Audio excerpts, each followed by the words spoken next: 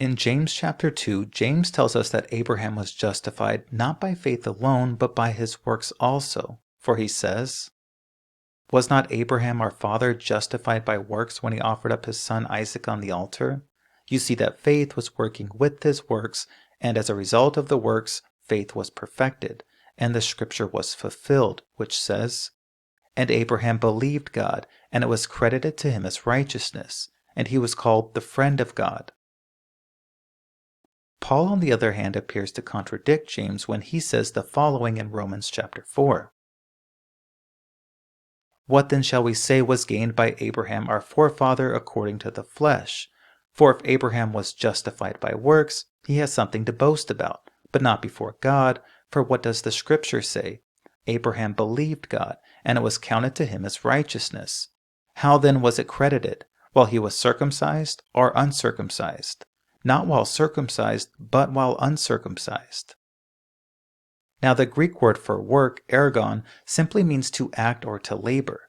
Thus, in order to reconcile these seemingly competing passages from James and Paul, we must first understand what type of works they are respectively referring to.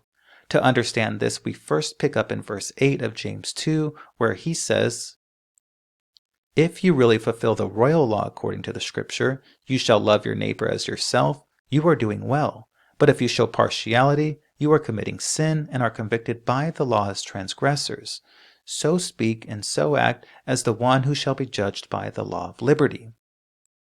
Moving on from here, we pick up in Romans chapter 3, where Paul says, "Then what becomes of our boasting? It is excluded. By what kind of law? By a law of works? No, but by the law of faith. For we hold that one is justified by faith apart from works of the law. Or is God the God of Jews only? Is he not the God of Gentiles also?" When examining Romans chapters 3 and 4, we see that Paul is referring to the works of the law which correlate to the flesh, symbolized by the circumcision of the outer man. Conversely, when examining James 2, we find that James is referring to the act of loving our neighbor as ourselves in accordance with the royal law of liberty, correlating to the circumcision of the inner man. In the book of Galatians, Paul tells us that neither circumcision nor uncircumcision counts for anything, but only faith working through love. Here, Paul clearly contrasts the works of the Torah with the works of the royal law, whereby we are loving our neighbor as ourselves, which was the heart of the law all along. Also, in 1 Corinthians 13, Paul tells us that if we have all faith so as to move mountains, but have not love, then we are nothing.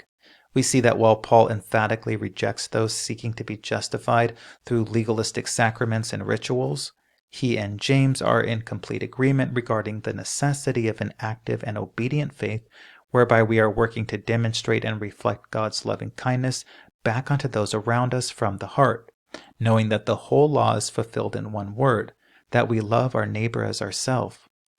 Lastly, it is important to note that love is not something that will simply involuntarily flow out of our faith as a naturally occurring byproduct, but rather is something we must laboriously strive to work out.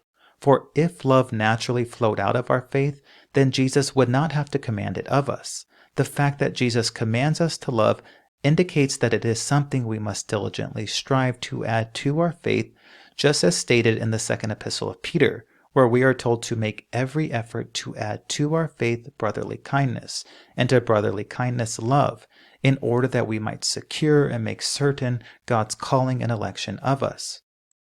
This is why James also uses the example of demons who have faith in God but don't have works, clearly communicating, like Peter, that obedience to God is not simply a natural byproduct of faith, but is something that must be brought forth in willful participation with the grace of God afforded to us. Thus, it is not a genuine faith which produces good works, but it is good works done in obedience to God which make our faith pure and genuine, like gold having been refined by fire.